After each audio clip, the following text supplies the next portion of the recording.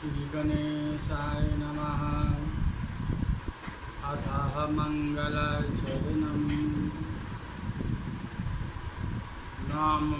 नामं रमनाथं भवानी सहितं भवं सरस्वतीं गणादेशं मातरं पितरं प्रवक्ता आधार पुरुषस्य नाम डॉक्टर कृष्ण नारायण झा, सहायक प्रोफेसर जूथालाल संस्कृत महाविद्यालय मझौलिया, पश्चिमी चंपारणम, कक्षा शास्त्री प्रतिष्ठा तृतीय खंड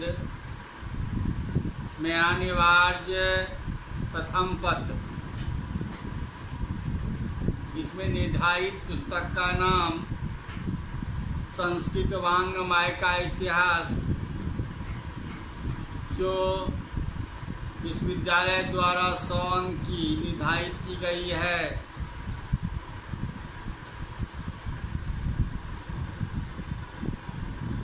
शीर्षक,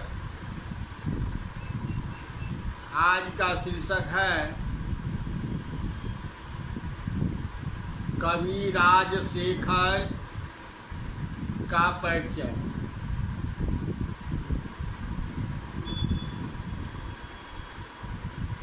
पूर्व व्याख्यान की स्मरण।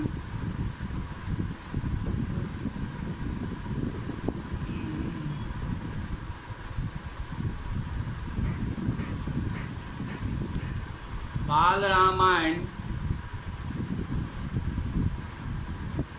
कवि राजशेखर की वर्णित बाल रामायण के बारे में जानकारी प्राप्त किए थे।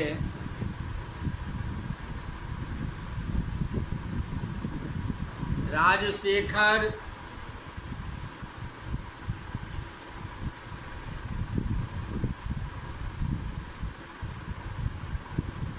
बाल रामायण के रचयिता महाकवि राजशेखर की सर्वश्रेष्ठ कृति है। राजशेखर शब्द कवि है। इनके पदों की रमणीयता किस रसिक के मन को नहीं हर लेती है। वेद के ज्ञाता के लिए श्रुत्यर्थ बीथो गुरु का प्रयोग कितना शोभन तथा श्रवण सुखदक है, श्रवण तथा सुखद है, आनंद है। नोक झोंक वाले शब्दों का विन्यास इनके नाटकों में अद्भुत चमत्कार पैदा करता है। इनकी काव्य प्रतिभा प्रथम कोटि की है, जिसका परिणय कर्पूर मंजरी के अनुशीलन से ही मिल जाता है। कर्पूर मंजरी इन्हीं के रचित काव्य हैं। प्रस्तावना की विस्तृत आत्मस्मृति से विपुल अभिमान प्रतीयमान है और ये बाल रामायण 10 अंकों में विभक्त महानाटक है। इसके बारे में पूर्व कक्षा में मैंने जानकारी दिए थे। आज ये कवि राजशेखर के बारे में, उनके जीवनी के बारे में परिचय दे रहे हैं।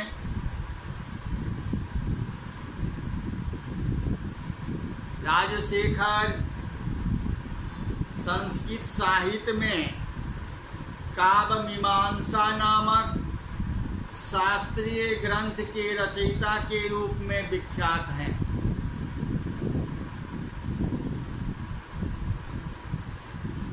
राजशेखर संस्कृत साहित्य में काव्य मीमांसा नामक शास्त्रीय ग्रंथ के रचयिता के रूप में विख्यात हैं, पर वह एक सफल नाटककार और कवि थे। इनके रचित 4 या 5 पुस्तक होंगे। प्रथम पुस्तक है बाल रामायण, दूसरा है बाल भारत,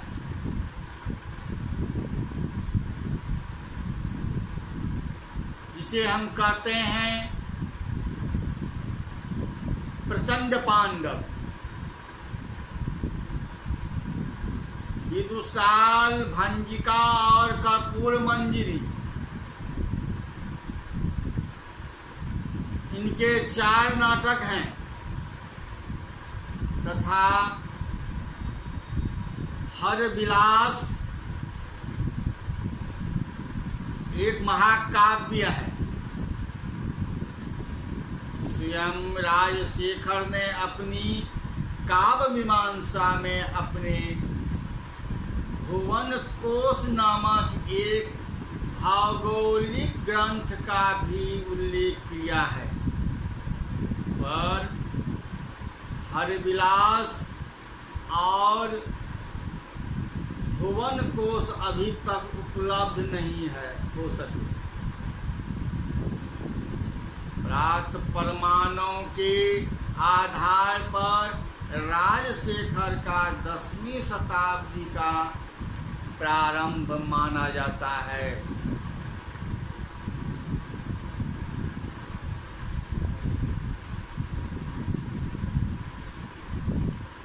ये अपनी कीर्ति की प्रस्तावना में उन्होंने अपना जीवन वृत्त स्वयं लिखे हैं। उनके आधार पर उनका पर्याप्त परिचय भी मिल जाता है।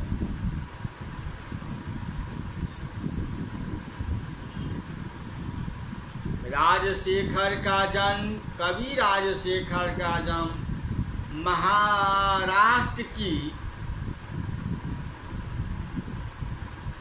जायावार नामक क्षत्रिय जाति में हुआ था। इनके पिता का नाम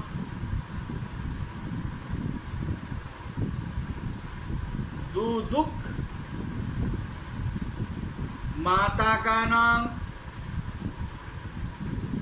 शीलवती था। राजशेखर के पिता एक लब्ध प्रतिष्ठित व्यक्ति थे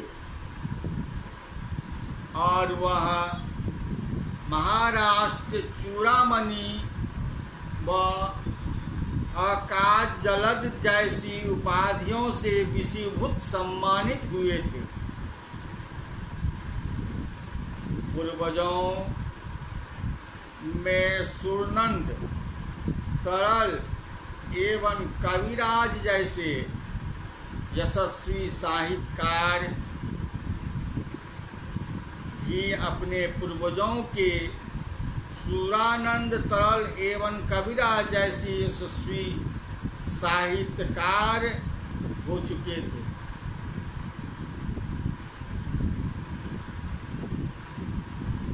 राजशेखर का विवाह चौहान वंश में उत्पन्न अवंती सुंदरी नामक एक सुशिक्षित कन्या से हुआ था। धन और यश प्राप्ति की लालसा से राजशेखर महाराष्ट्र की त्याग कर कानकुंज चले गए।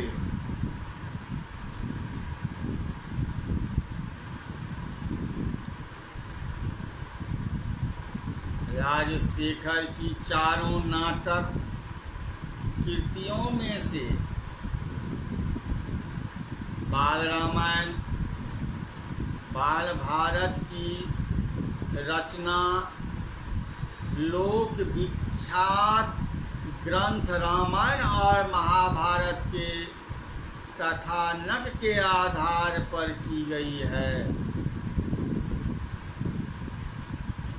तथा द्विशाल भंजिका व कर्पूर मंजरी की कथा काल्पनिक है। बाल रामायण में 10 विशाल अंकों में राम कथा को भव्य रूप प्रदान किया है और बाल भारत महाभारत का विराट नाटकीय रूप है, पर इनके केवल आरंभ के ही 2 अंक उपलब्ध होते हैं।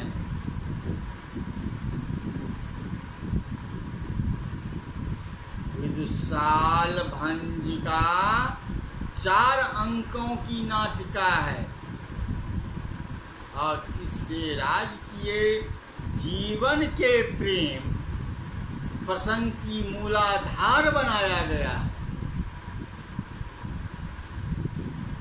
कर्पूर मंजरी 4 जवनिन कांतरो में समास होने वाली नाटिका है। यह प्राकृतिक भाषा है, यह प्राकृत भाषा है।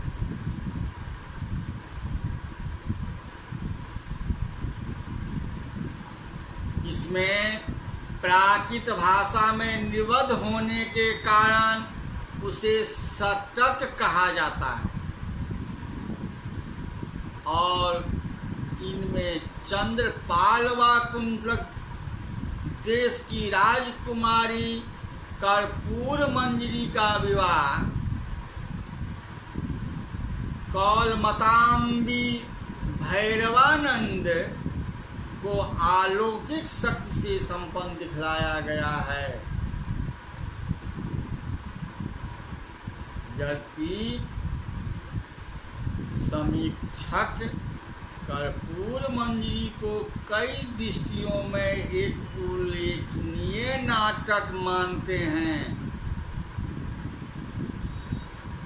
पर समष्टि रूप से राजशेखर की नाट्य कला का मूल्यांकन करने पर स्पष्टतया नाटकों में प्रवाह, शैथिल्य, हास रस की मधुरता, न्यूनता और नाट्य कला कौशल का अभाव दिख पड़ता है।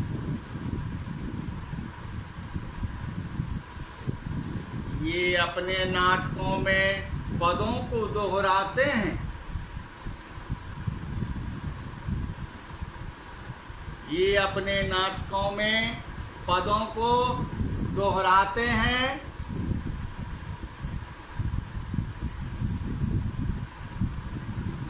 महाकवि राजशेखर मुरारी के 100 वर्ष के भीतर ही संस्कृत साहित्य काश में कविराज राजशेखर के रूप में एक ज्वालायमान नक्षत्र का उदय हुआ। इनके विषय में हमारी जानकारी कम नहीं है। इनके समय तथा जीवन चरित का पर्याप्त परिचय हमें उनके ग्रंथों में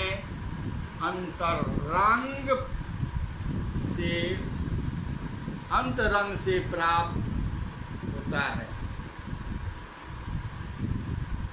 इनके ये जायावर वंश में उत्पन्न हुए थे। उसे अकाल जलद, सुरानंद, तरल, राजकवि जैसे कृतियों को प्रसूति का गौरव प्राप्त था। ये महाराष्ट्र चूड़ामणि कविवर अकाल जलद के प्रपौत्र तथा दुर्वक शीलवती के पुत्र थे।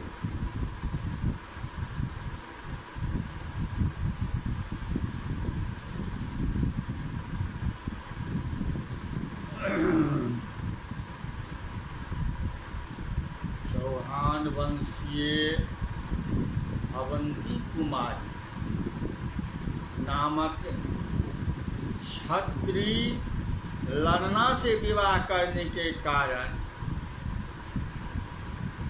उनके उदार हृदय का पता चलता है।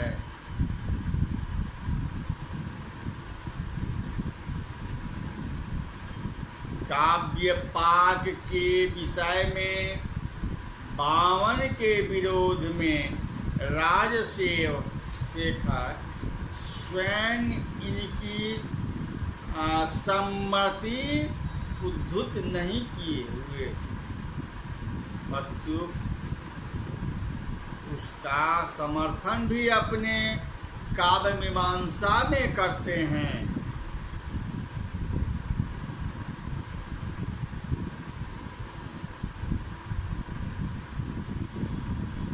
देशीय नाममाला में हेमचंद्र ने कतिपय अपने शब्दों के अर्थ के विषय में उनकी सम्मति उद्धृत करते हैं और नए अर्थों का उल्लेख करते हैं।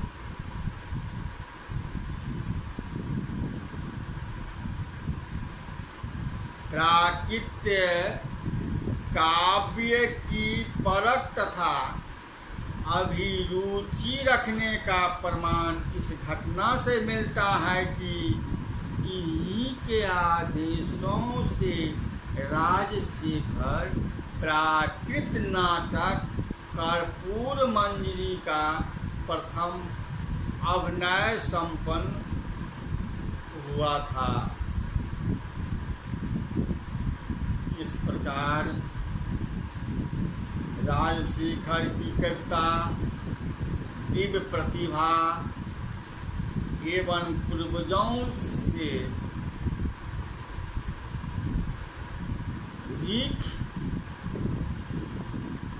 रिवर्थ के रूप में निसंशय प्राप्त हुई।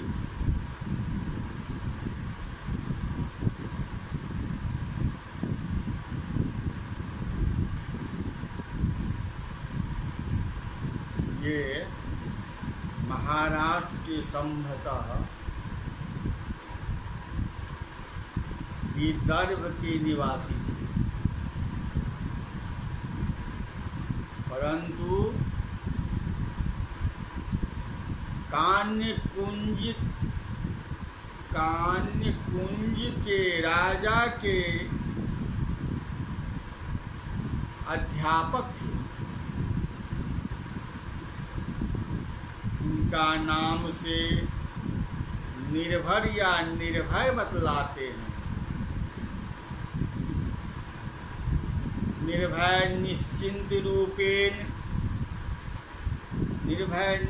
रूप से उपाधि थी कानपूज्य नरेश प्रतिहार वंशी राजा महेंद्रपाल की।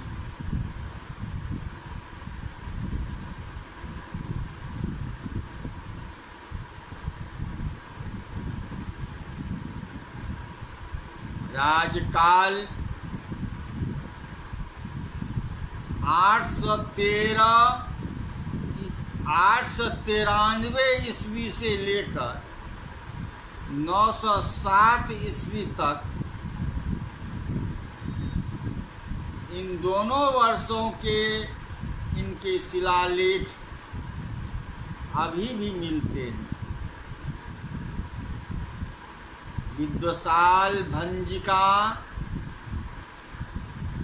नामक इनकी अन्यतम रचना त्रिपुरी के कलचुरी राजा युवराज केयू वर्ष के लिए प्रस्तुत की गई थी। फलतः ये कानकुज नरेश के दरबार में कुछ दिनों के लिए त्रिपुरी चले गए थे। इनका अपूर्ण बाल भारत महेंद्र पाल के उत्तराधिकारी महिपाल के लिए लिखा गया था।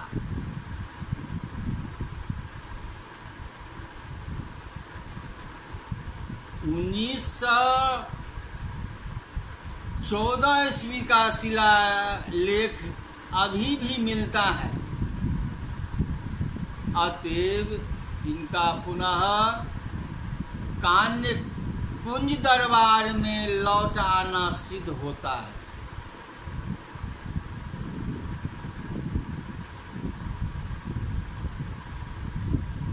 इन राजाओं का शासन काल 10वीं सदी के प्रथम चरण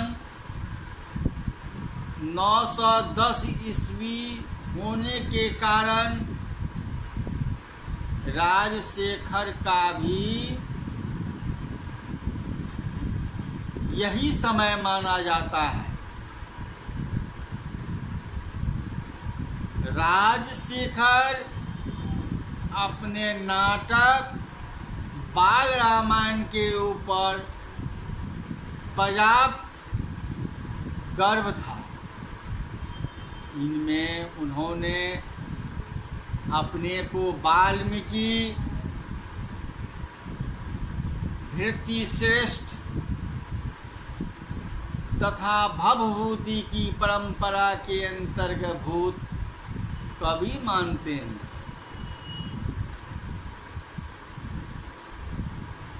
वाल्मीकि रामायण की रचना तथा भवभूति राम विषयक नाटक द्वय के निर्माण हेतु एक परंपरा में औचित्य अंतरयुक्त है, परंतु हयग्रीव वध जैसे लुप्त महाकाव्य की प्रेरणा भर्तृमेट तथा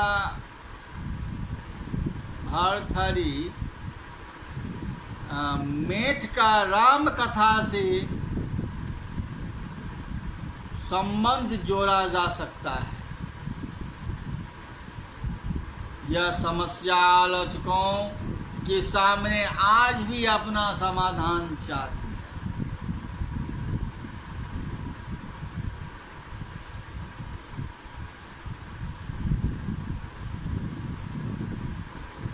राजशेखर विशिष्ट भाषा विद कवि थे।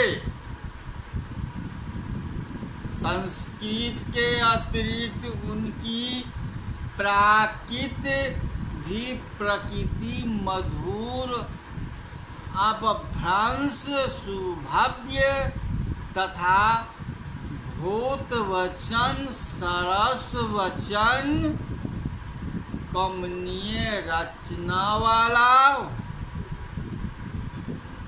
कवि है। इस तथ्य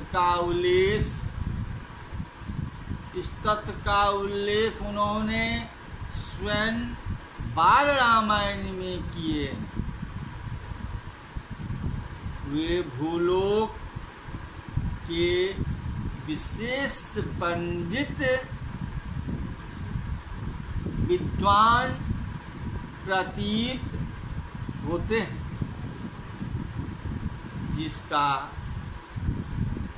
परिचय बाल रामायण के 10 अंक में वर्णित राम प्रत्यागमन से नहीं चलता। पत्युप संप्रति अनुलब्ध भुवन कोश नामक उनके ग्रंथ से भी लगता है कि वे अपने को कविराज मानते हैं, अर्थात कविराज कहते हैं। यह कवि जो तत्पर विशिष्ट भाषा में प्रबंधों में तटस्थः रस से स्वतंत्र होता है, यस्तु तत्र तव भाषा विषयेषु तेषु प्रबंधनेषु तस्मिन्श्च रसे स्वतंत्र एव कविराजः। इस पदवी को उन्होंने अपनी रचनाओं के द्वारा यथार्थ सिद्ध कर दिया है कि अपभ्रंश तथा पैशाचित की कोई रचना तो नहीं मिलती, परंतु संस्कृत और प्राकृत विषय उनकी कृतियां लोकप्रिय हैं। वे अपने को षष्ठ प्रबंधन का रचयिता स्वाभिमान कहते हैं। विदुः नः षष्ठ प्रधान बाल रामायणः। इन रचनाओं में दो नाटक, दो नाटिकाएं, एक अलंकार ग्रंथ उपलब्ध है। हेमचंद्र द्वारा काव्यानुशासन विवेक में उद्धृत हरविलास नामक ग्रंथ नामना प्रख्यात है। संभवतः यही उनकी छठा प्रबंधन हो सकता है।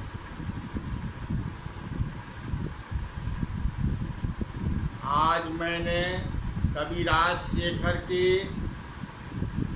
जीवन के परिचय, इनके रचित ग्रंथों के परिचय, ये कृष्ण वंश में जन्म लिए थे, इनके माता का नाम क्या था, पिता का नाम क्या था, आदि पर मैंने प्रकाश डाला है। और अगले व्याख्यान में फिर हम आपसे मिलेंगे। आज का पाठ समाप्त करते हैं। इति संपूर्णम।